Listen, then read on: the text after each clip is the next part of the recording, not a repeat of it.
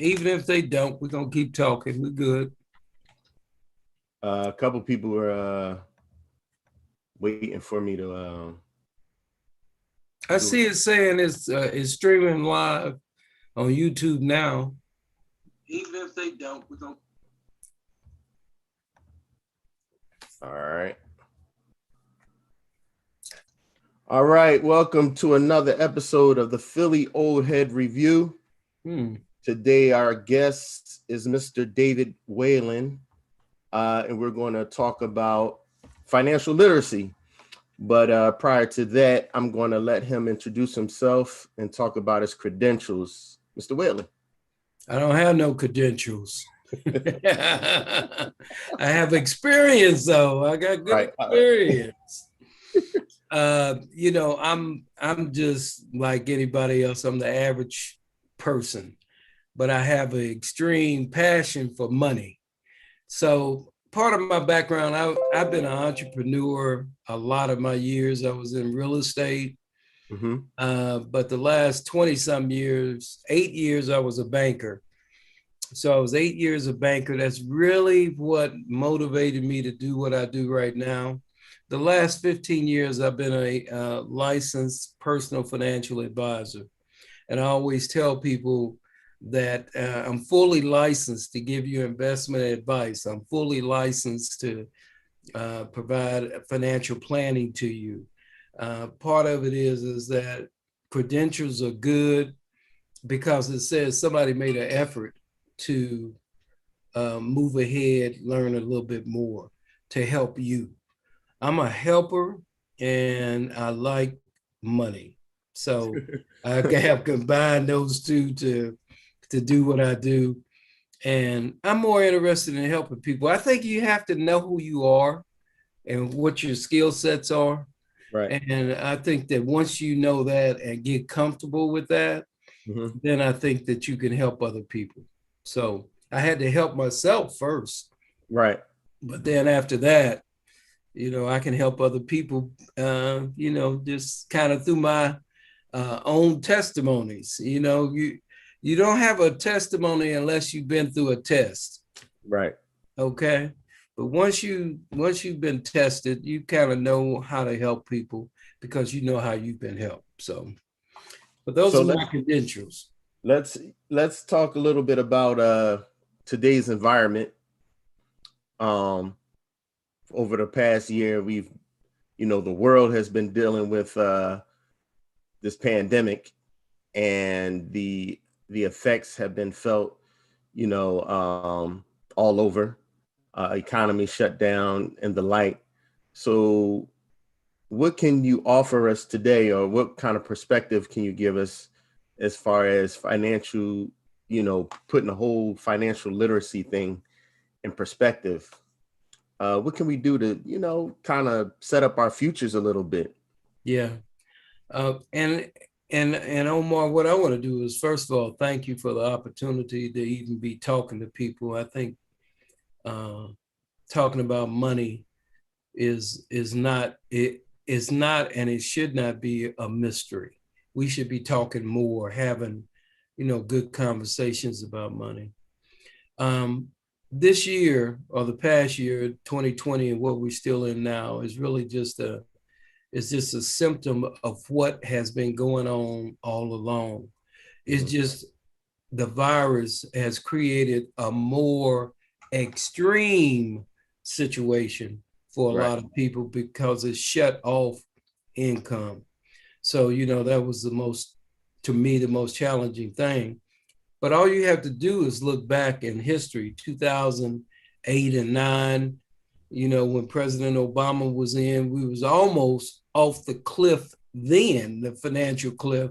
And a lot of people don't even realize it, that, we got saved by some action that, that people did that were creative and courageous, just to save the economy of the most powerful country in the world.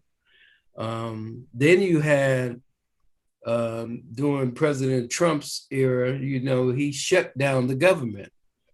And, you had 800,000 federal workers that was out of work. Now, what do these three things have in common? And I could talk more about more. In each case, a lot of people were not prepared. They were not prepared for the unexpected conditions that we faced. Right. 2008, we wasn't prepared. When he shut down the government, people wasn't prepared. The virus, we were definitely not prepared because that has never happened before. You know, you had to go back to the Spanish flu, 1918 or whatever it was, when the whole world was, you know, battling flu and more than 500,000 people died. Or the depression. You got to go back a long way. But this virus, who would have thought that it could shut down the whole world, not just the United States, but the whole world, shut down churches. So my point is that we have to understand our history always to understand what we need to do to go forward, because it's too late once you're in the situation. It's too late. You have to have an emergency fund before you have the emergency. You have to have a budget, understanding how much money is coming in and going out before you have an emergency. So preparation, you know, success is defined as when preparation meets opportunity. Part of it is that we all have to be prepared. Now, Omar, I've been in the same situation. I mean, years and years ago, I did exactly the same thing that a lot of people do. If they're making money, they throw money at the problem. They don't really solve the problem, they throw money at it. On the other side of the coin, people stress about, what am I going to do tomorrow? What am I going to do about next week? But they don't go and seek the help or knowledge that will help them defend themselves when the situation comes up. So my perspective is that we have to get better. Financial literacy means to educate yourself, get knowledge about your finances. And I got a little saying, I don't have it, I saw it on Facebook. It says, sometimes it's not about the money, but it's rather the process of managing the money. See, it ain't about the money, because everybody's got money coming through them. The real key is, how much money do you hold on to? Do you understand how to use your money? Money is just simply a tool. It can't keep you alive, right? Tiger Woods ran off the highway. He got millions and close to billions, but it didn't keep him from getting in an accident. Mm-hmm. Money can only do so much. It's opportunity, it's a tool. You could do some good with money, but it's not the be all to the end all. So it's about perspective of what you could do with money.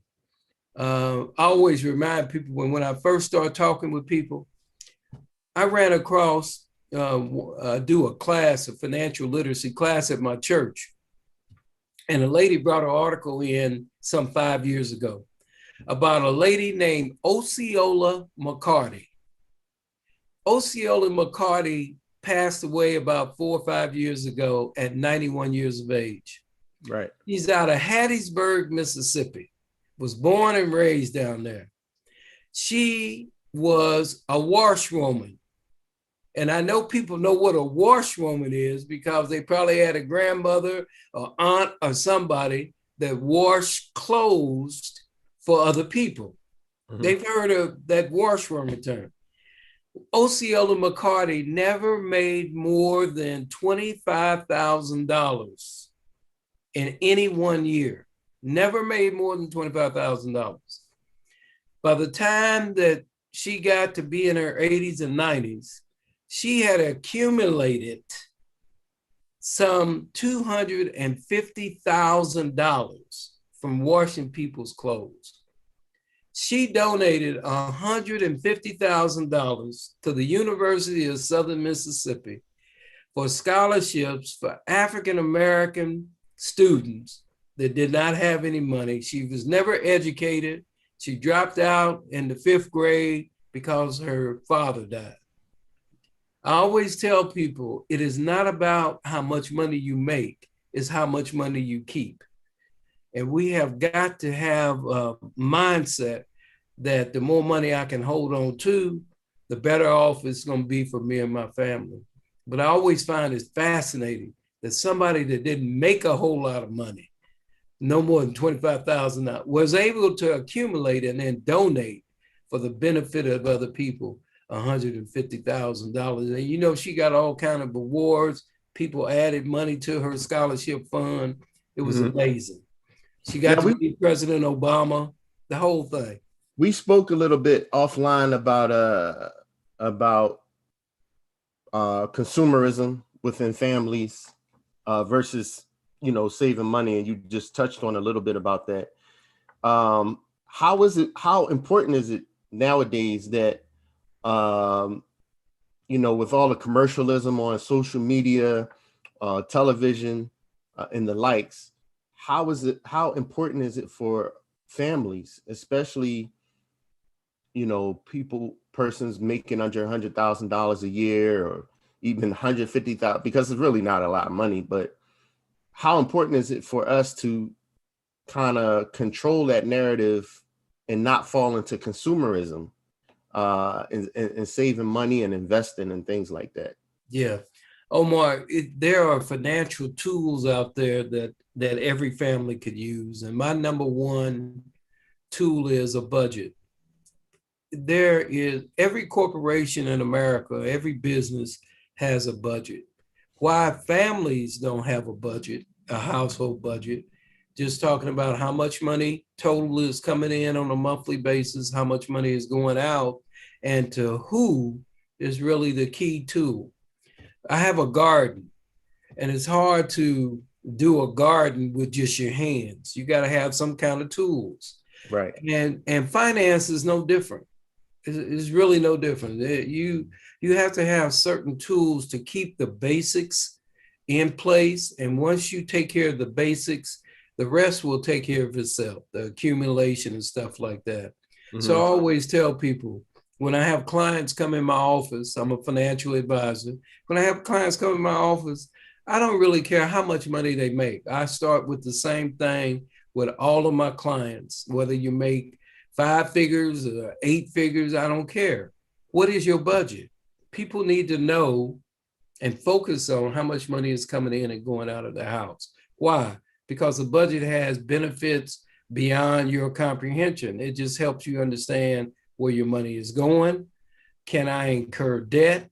Do I know what my monthly expenses are? That's the number one thing people need to know is how much are your monthly expenses? So families need to have a budget. They need to talk about money. We talked about that just a minute ago. We got to talk more about money. It's not something that needs to be hidden.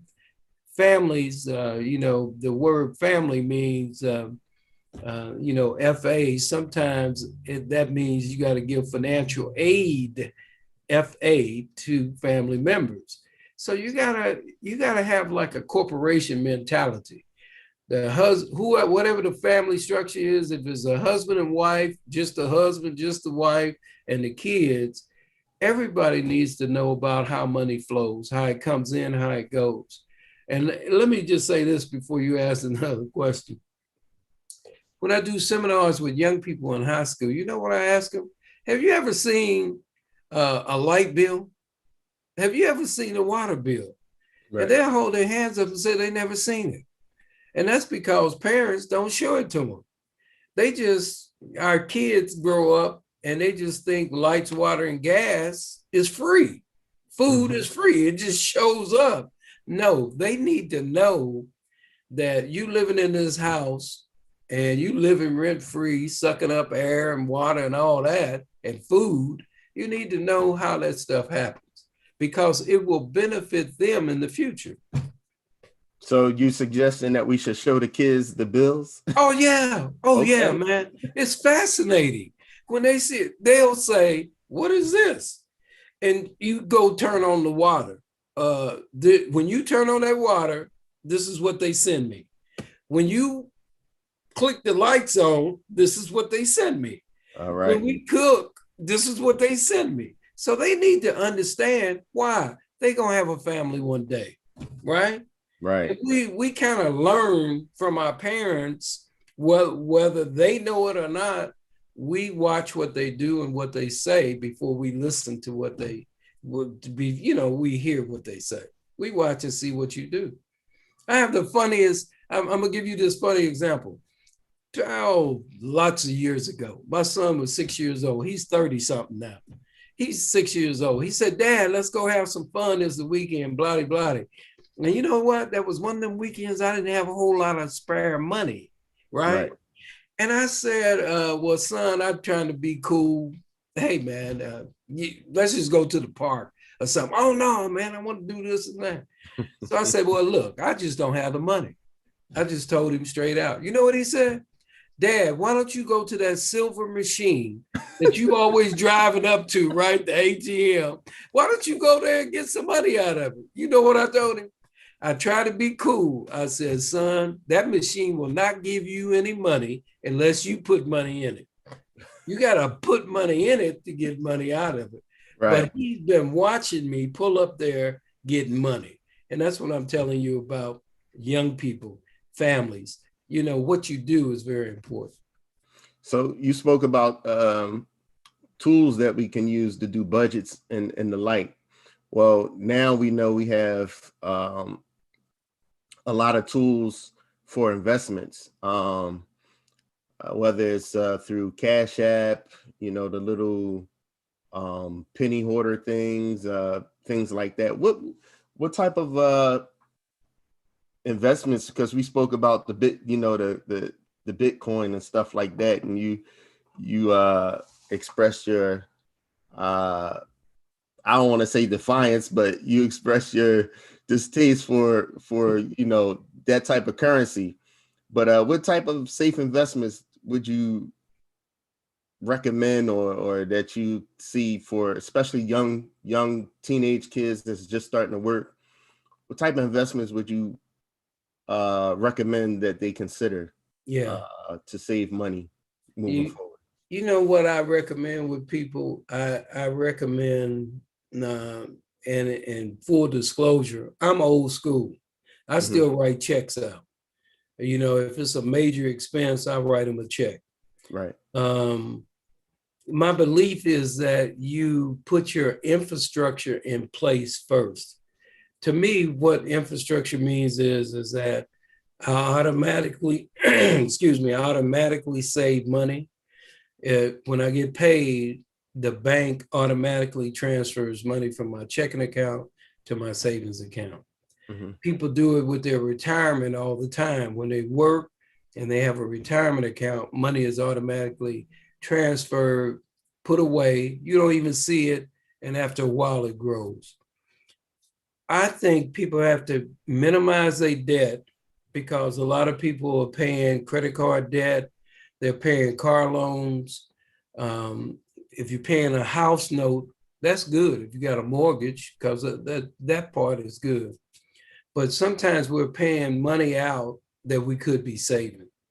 So you gotta save as much money as you can, a minimum of 10% out of all your money. If you can save 10% and just spend 90, you'll be fine. Because that money that you're saving, is your opportunity fund. That's the money that you may take some of and invest. So I don't generally give investment advice to the public because it's an individual things and it's based on goals. So I would say that anybody, excuse me, I'm so sorry. Let me take a drink of water. No problem. I would say anybody that wants to invest, number one, should have some knowledge about investing. What does investing really mean? It means that you're taking your money and buying an ownership share. You're becoming a shareholder in a company. And how do you do that? Through a share of their stock, or you're buying into a mutual fund. So the first thing people need to know is what is a mutual fund and what is a stock? A stock is a certificate for one individual company. And a mutual fund is a collection of companies that are in that mutual fund, and you're taking a share of all those companies. So a stock, mutual fund, you need to kind of have that knowledge of what you're investing in. And it's all about your risk level. So risk means, am I willing to lose all my money that I just put in there? Or am I willing to lose 10% of my money that I just put in there?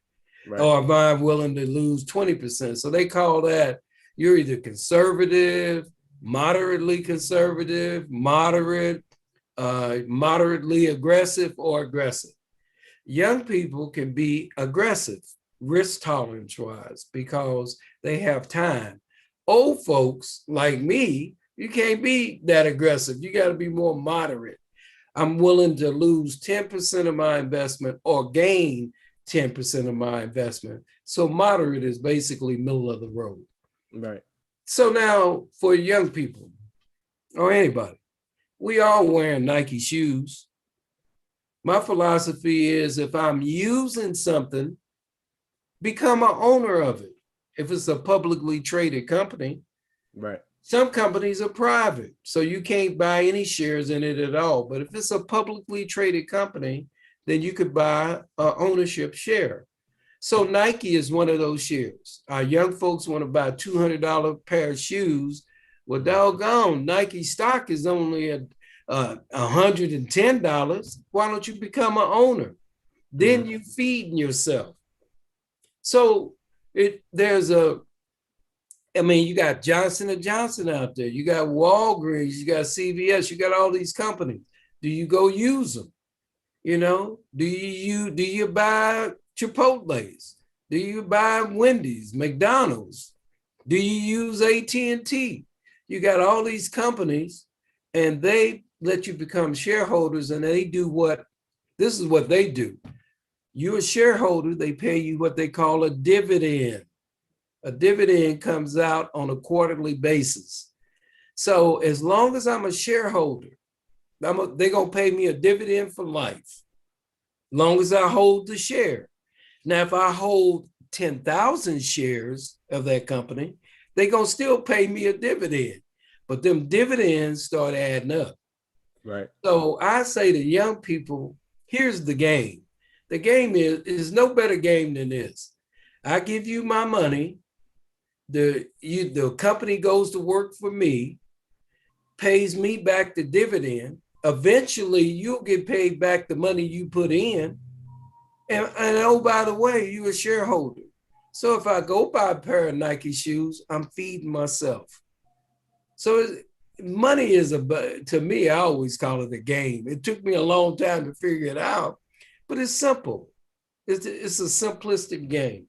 We are looking for complicated answers, but really it's a simple game. Put your money away, save your money, save more than you spend. That's the example of Osceola McCarty. You'll live a good life. I mean, right. I don't know what people are looking for. You live a good life. You see those guys on YouTube and all that stuff making money. They make a lot of money, but the question is, do they hold on to it? And what do they do with it? So that's the same question that every person has. What would you say from your experience and knowledge that has come to you? What would you say is, and of course we can't really narrow it down to one thing, but what would you say is the number one thing that keeps poor people poor and rich people rich? Mindset. It's real easy.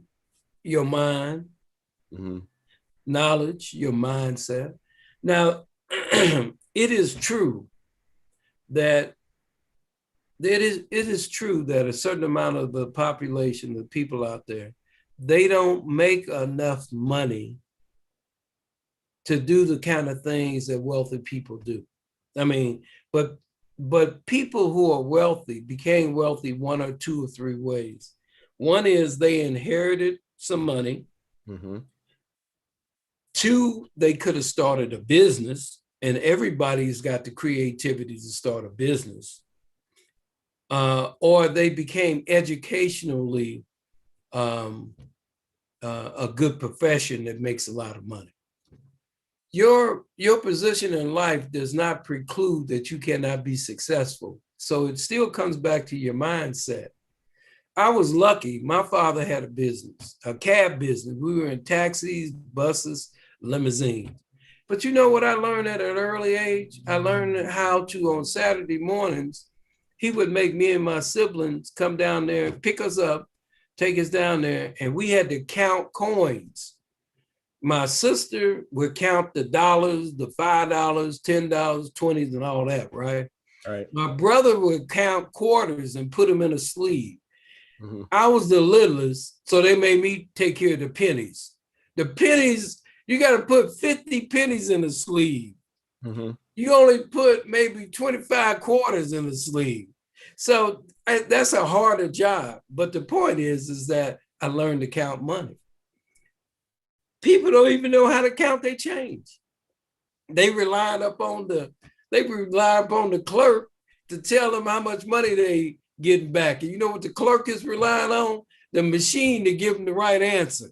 Right. That's, to me, is, kind of, we got to manage our own money. I just gave you a quote. It's about managing your own money. I've been into a store here called Quick Trip, and the guy is going, I gave him X amount of money. He shortchanged me. Now, he didn't do it on purpose. He looking at the machine. Right. I said, now, man, how can I give you a 20 and the thing is $5 and you give me $10 back? See, that don't make no sense.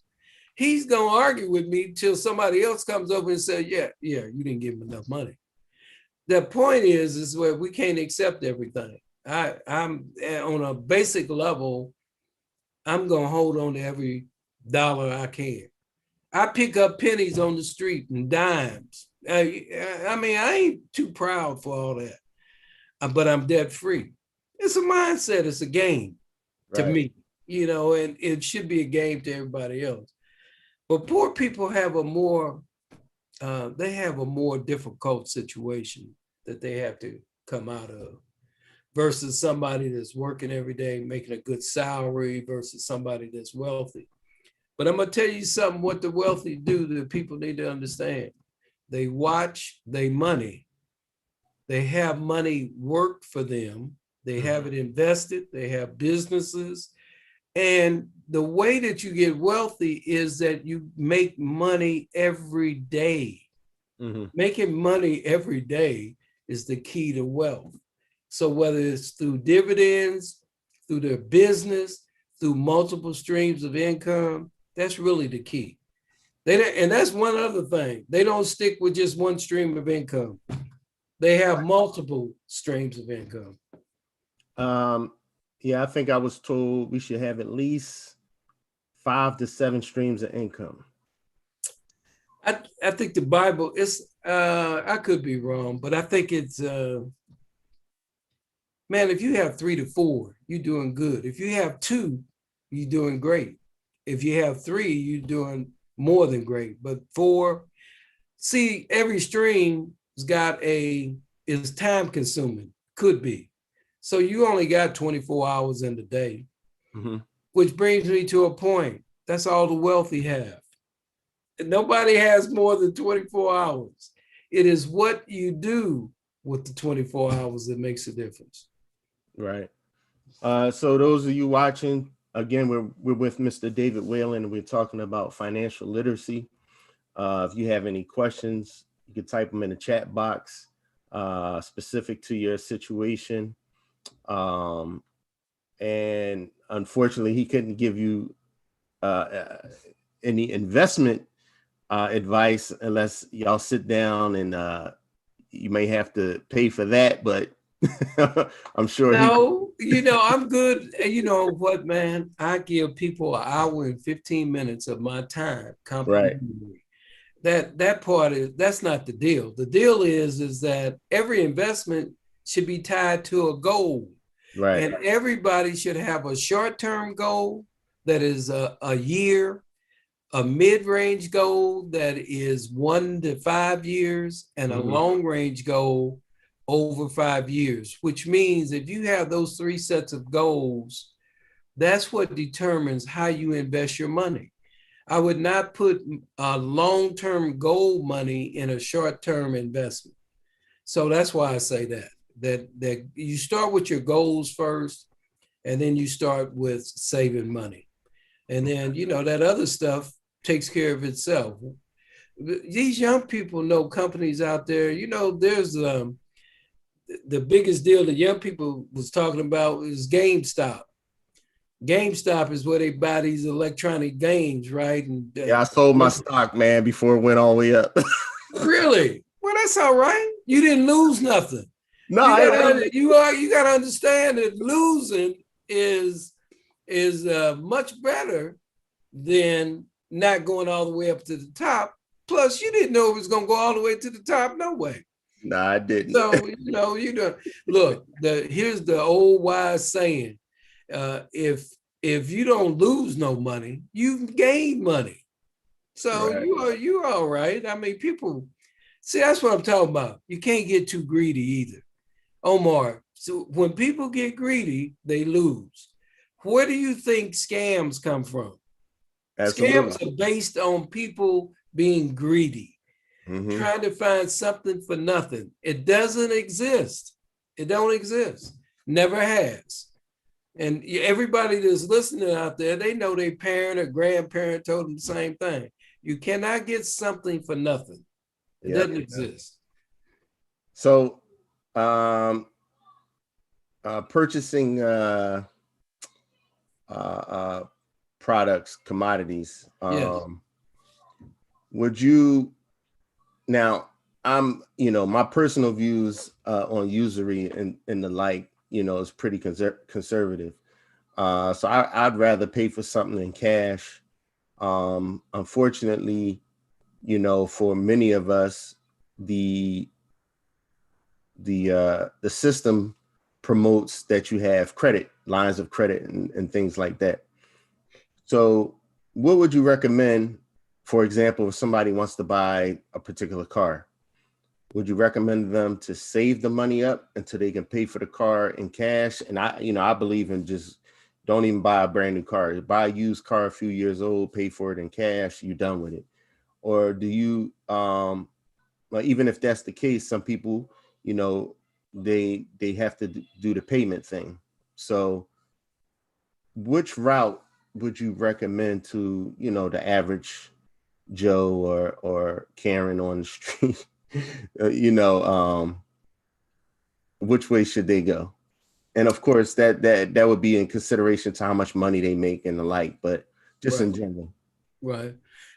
First of all, everybody wants a new car, but here's the reality. Everybody don't need a new car. I mean, what you need is reliable transportation that'll get you back and forth to where you want to go for now.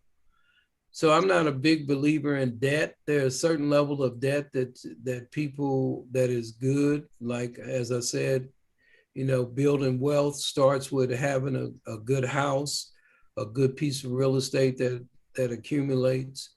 So when I think about whether somebody should buy a car or not, if you could buy it for cash, buy it for cash because you don't need a lot of debt. Once you buy something and you buy it straight out, what happens is I don't get any envelopes at the house. I don't get any mail. I'm not encumbered. That means that I can maneuver and do and have freedom to do whatever I want to do. So debt has a tendency to encumber people. And you got to really focus on your goal and not let your ego stand in the way. Again, as I said, everybody wants a new car. Well, most new cars, they great for about 3 or 4 months till you have to keep paying payments for the next 57. We pay payments for 60 months. Right. That stuff get old after a while. Ain't nobody looking at you. Don't nobody care. You putting gas in something and it's doing the same thing. What? Taking you back and forth to where you want to go. Now, when you get older, like me, I had a car, my car that I bought it in 1999. And that trooper, it was a trooper, I had 288,000 miles on it before it played out, before the engine went out. Right. So I did, because I was older, bought another car. But, you know, I'm paying it off as quick as I can. People are Mhm. probably, when I grew up, Omar, my father used to buy taxi cabs, buy cars, turn them into taxi cabs. Mhm. When I was first on the scene there, to my knowledge, you would be able to pay a car off in 12 months. Then it got to be 24 months. And when it became 36 months, man, people were saying, whoa. So what happens is you could buy a more expensive car. They stretch the note out Mhm. over the period of time. So it doesn't seem like you're paying a whole lot of money. But everybody has the mindset of monthly payments. I see a car dealer can fit anything into a monthly payment. He just stretches out the time. Well, what happens? A car turns upside down in about 36 months. In Mhm. other words, you owe more than the car is worth. Right. Now what you got? You got an upside down investment or asset. It's a liability. So if you ask me, that trooper I had was paid off. If you ask me all the time to, you know, is it better not to have a car note? I say yes, because I just needed the transportation. I ain't trying to impress nobody. You know, we spend too much money and time trying to impress somebody that don't even care about what you got one way or another. So I'm just trying to impress the banker, me. I ain't trying to impress nobody else. So it's about mindset. The wealthiest guy here in Kansas City, Missouri, which is where I'm from, and you all have used one of his products. Hallmark Cards is located right here in Kansas City, Missouri. That guy he owns hotels and everything. And one day I was at one of his hotels and he pulled up there. I knew the front door guy and I happened to be there because I worked out upstairs. He pulled up there and do you know what he was driving? A brand new Camry. Do you know what one of our football players, the Chiefs football player at the time, running back, his name was Larry Johnson. Do you know Mhm. what he was driving? A Maybach. Here's a guy that makes $400,000 a year. He's driving a $200,000 or $300,000 car with a chauffeur. And the man that owns Hallmark Cards, who is worth billions of dollars, is driving his own car, and it's a Toyota Camry.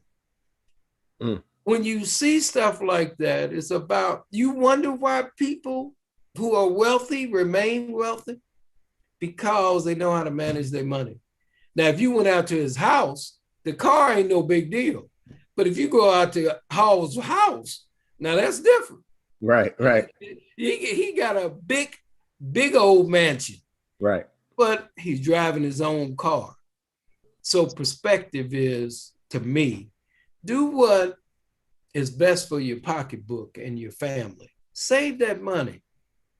Now You know, you just touched on something that uh real quick that reminded me about uh a study that I remember hearing. I believe professional sports individuals, about 60% of them within 5 years of leaving or retiring from this sport, they're broke. true. And this is one of the things that I wanted to touch on as well, while we still have a few minutes left, because a lot of young folks, they aspire to be professional sports stars so they can get rich, but they forget about that piece. You know, you're spending all your money in the front end and you're not investing. You don't have any people don't set up wills and That's right. That's all, right. all of that, all of those type of things. And maybe that's something we can talk about in a future meeting. Yes. Yes. Um, just, you know, that is one of the things that I'm passionate about. You know, when it comes to financial literacy, that how can you be so rich and be so uninformed when it comes to your money. I mean, and I know they teach these guys, they have these little conferences and stuff with them about investing their money so it can last into the long run. But talking to these young guys that's out here, and really that's where I want to hit with this message. These guys, they want to be rappers, and they don't understand the record companies and how much money they make and so forth and so on. Yeah, we have it's an upside and it's a downside. We have to realize that sometimes that our young men and our young women come from a place where they didn't get very much education, especially about money. In a lot of households, and especially, and I would say with African Americans, we want to be so secretive. We don't want to talk about it. That's why I was just telling you that you need to share with your kids what a bill is. We want to be so secretive on one hand. On the other hand, some people just don't have the knowledge. All they have is their experiences, and some of those are not that good. So now I've become an athlete, a prime athlete, and it's only a certain percentage, maybe 1%, that becomes a professional athlete. He is expected, or she is expected, to take care of every family member that they have. And they make a little bit of money. They get, maybe 3, 4, 5, maybe millions of dollars. And then they're expected to take care of the extended family. And so they get caught up in that. Some of that is okay. But then when it's continuous, it really just drains money out of your pocket. It's like a bucket with a hole in it.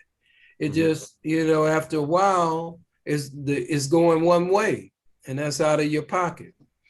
Some of these young people today, we got the guy, Patrick Mahomes, here in Kansas City. He grew up, his dad was an athlete, and, he appears that he managed his money pretty well.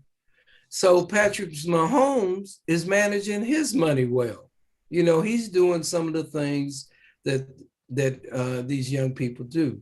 If they're fortunate enough, a lot of these guys can live off their endorsement money, and they don't have to even touch their salaries. Right.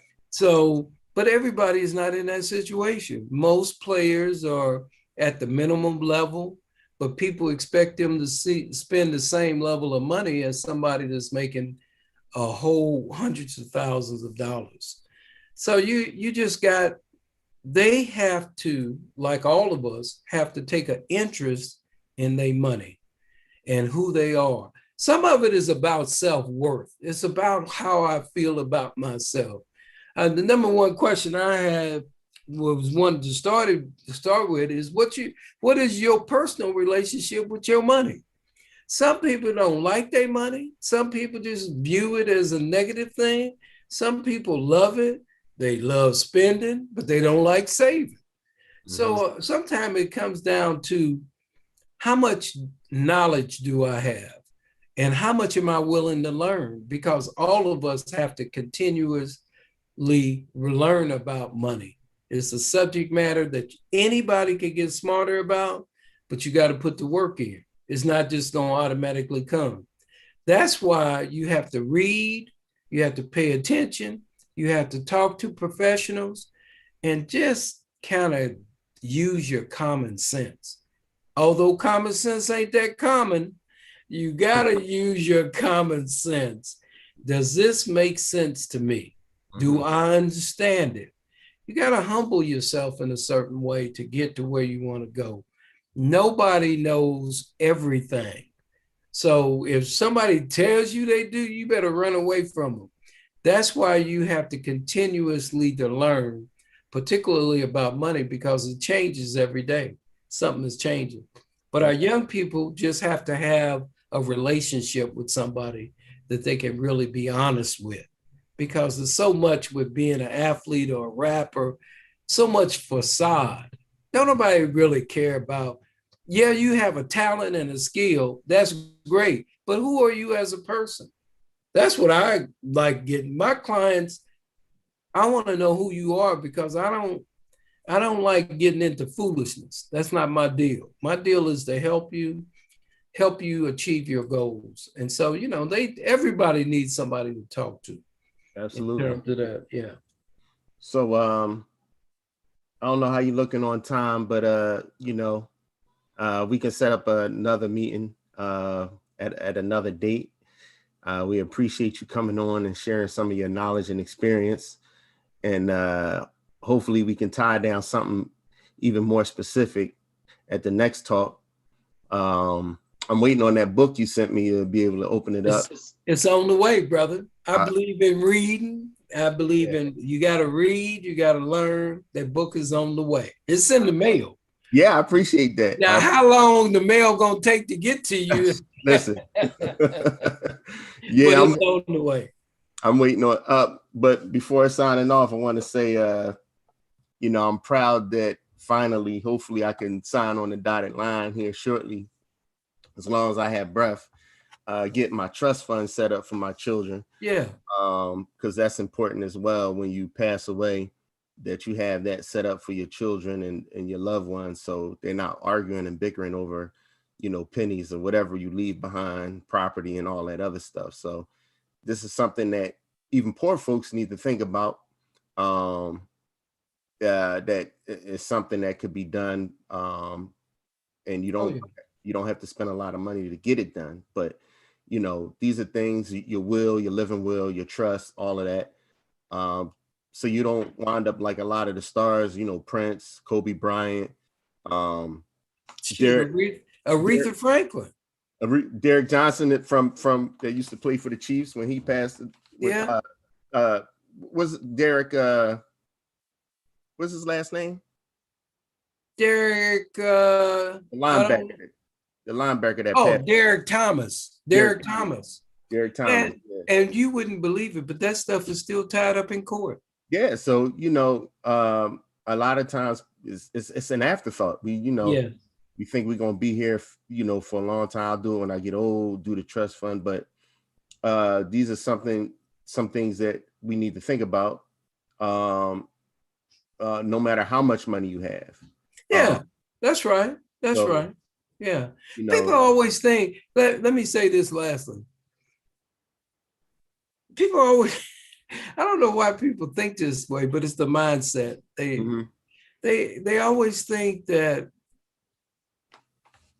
you got to get to the end of something before you do something. You know what I mean? Right. You got to accumulate all this stuff and then do it. No, you need to do it before you accumulate the stuff, because everybody has an estate. You know what the number one common problem is? People pass away and don't leave any documents or have something in place. Bank accounts and safety deposit boxes. Nobody know they exist. People can't get into them. They don't know they exist. If you didn't have anybody on your bank account, the bank is going to lock down the account till they hear from the courts. It's just something that could be very preventable, is really what I'm saying.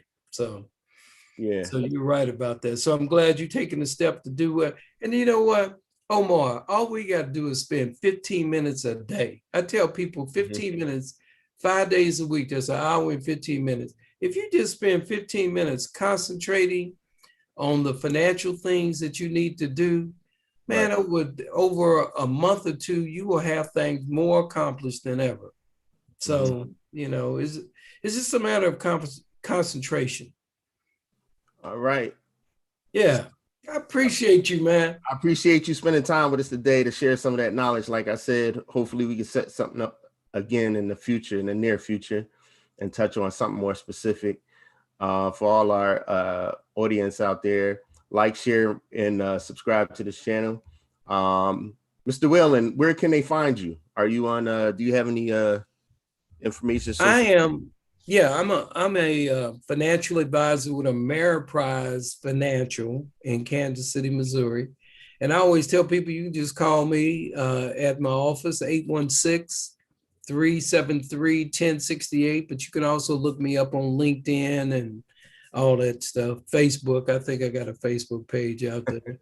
Or just call me. I don't know what I It's got. the Philly old head review. You know, some of us are old school, more old school than others. Just call me. I always say, just call me, man, because that's the most direct way is to get a hold of me.